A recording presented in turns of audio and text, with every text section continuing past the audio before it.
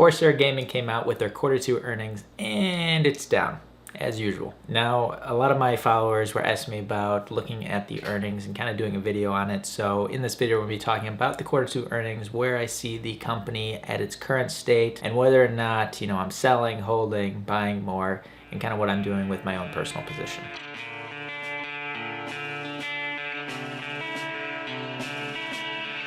As of this video, it's currently trading around $27. Now, it opened way lower in the morning and has bounced back a little bit, but still down around that 6% area, which is a pretty decent move for Corsair. And it's currently trading at a $2.5 billion market cap valuation. This is on the back of what I would call a mixed earnings, because they came in around $472.9 million in terms of revenue, but their earnings per share adjusted came in around that 36 cents per share level. This is versus the average estimate of around 39 cents per share when it comes to earnings, which was a miss by around 3 cents. And then the average estimate on revenue was only 467. So beat on revenue, miss on earnings. Overall, year to date, this thing has been down around 20%, and it's really just stayed sideways for most of the year. And now it's starting to downtrend a little bit. So people that are owning the shares are a little nervous, but honestly, looking at the earnings results, nothing has really changed. And I want to dig into some of the numbers that are looking good and some of the risks that were kind of called out in the earnings call as well. Let's talk about some of the pros, and then we'll get into some of the cons that I see. So overall, their net revenue is split between two categories: gamer and creator peripherals, as well as gaming components and systems. Now, these revenues are not the same because this top level, the gamer and creator peripherals, actually have higher margins. You can see that their gross margins are around 35.2% on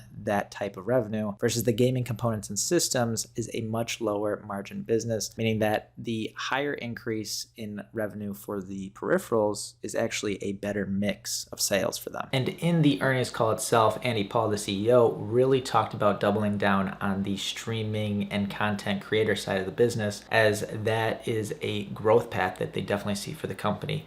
Also, what's good about that is that the margins are higher. So overall, their operating margin should increase, which should increase their profitability, which should lead to the bottom line of increased earnings per share growth. On the call, they even mentioned specific products that were new launches, like the camera. So this face cam for the company is a brand new product. With this product, there's actually 75 other products that they basically said they've launched recently that are new. So they're investing back in R&D, which is good to see for a company, because they really see the growth in these areas. So they're doubling down, researching these different types of products that they can bring to market. And over the long term, that should pay off, right? It's good to see that they're spending the money on R&D to continue to innovate and improve products. Another highlight I saw was that they continue to pay down their debt load, which was at $321 million at the end of 2020. At this quarter, we're talking about $270 million. So we see this in the cash flow statement. They paid down around $25 million using the cash flow that's being generated from the business to reduce that debt, and therefore reduce the interest expense that they continue to pay, which will increase their overall profitability. So if we look at their interest expense here, $4.5 million is being paid. Over time, we see this being reduced. So at the 6-month mark in 2020, we're talking about $19 million worth of interest expense, but for the first 6 months of 2021, it's only $9.4 million, which is good to see. So this will increase their earnings per share over time. When it comes to outlook, they really haven't changed anything since Q1, and it's kind of what I was expecting. Really, I was just fearful that they would reduce this number because they kept it the same around that $2 billion. Nothing has changed too much fundamentally for me when it comes to Corsair. I think it really comes down to the market sentiment around gaming itself, which brings me to some of the risks and concerns that were brought up on the earnings call, which are important to discuss, because once you discuss the risks,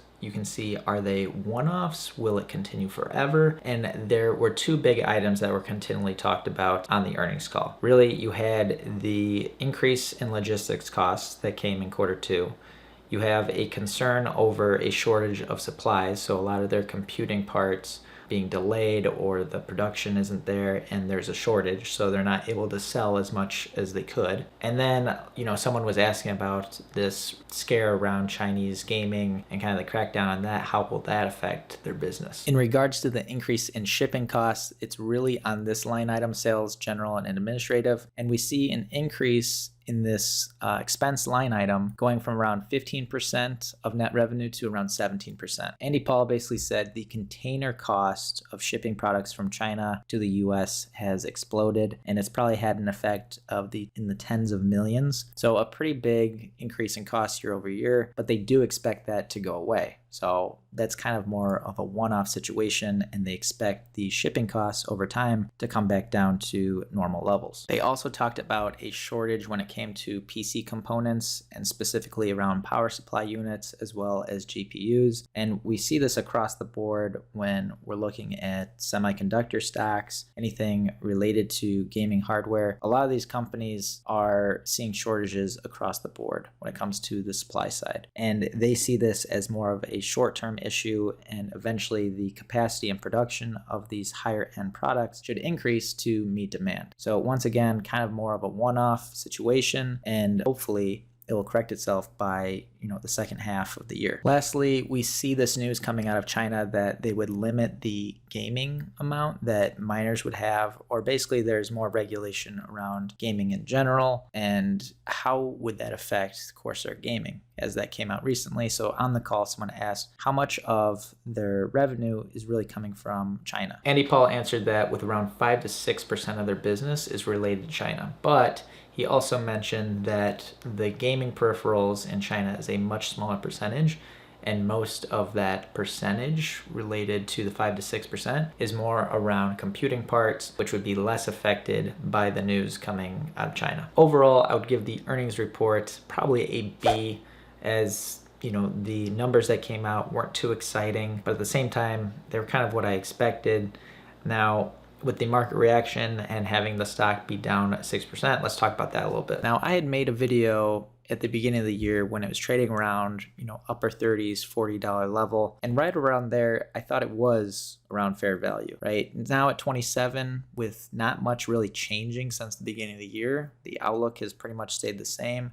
I would say Corsair is undervalued. Now, my overall position is the cost basis is around the lower 30s. And at 27, 28, I still like the stock long term. And it really comes down to a couple things. It comes down to whether or not you think gaming will continue to grow in the future, or if you think it will shrink down back to pre-COVID levels. Now, I'm a little biased as I am a gamer, and I believe the generation coming up is even more involved in gaming than I was as a kid, and that will continue into people's adult lives. So when it comes to streaming content creation, the company's doubling down. It's a high margin business. They're talking about GPU and power supply shortages, or higher end product shortages, that once that's cleared up, they should be able to kind of smooth out the delivery of those products and increase sales. They see an increase in overall activity. So overall, the company is seeing growth. They're investing in R&D. It's just on the short term, there's very negative sentiment around gaming stocks, whether it's hardware or software, across the board. What's also nice about this stock is that the PE isn't crazy. So it's not like in the 40s or anything. We're talking about a PE of 18, forward PE of 15. This is actually also probably not even updated with the current numbers that just came out. So these numbers may be even slightly lower. Overall, the multiples aren't insane on this stock. And with a company that is growing their revenue, expects to be in a growing market, and their sales mix is becoming better and better, so their profit margins will increase over time, I expect the earnings per share growth to continue, and eventually fundamentals catch up. Now, this also doesn't mean I can just be stubborn and blindly throw 50% of my portfolio into the stock. I've allocated a certain percentage of my portfolio to the stock, and if it goes up to the fundamental value that I believe it should go to, then great. If it continues to lag, I'm not continuing to throw a crazy amount of money at it. I've kind of established my position. I may add a couple shares here and there, but overall, gotta let the market churn out the people that are more short-term worried versus those that are long-term holders. And for me, long-term hold, that's a couple years. So we'll see how it plays out. And if you're a Corsair holder, well, good luck to you. If you did enjoy this video, make sure to give it a thumbs up and consider subscribing to Main Street Wolf, where we talk investing, stocks, anything to do with money. Thanks guys for watching, and have a great day.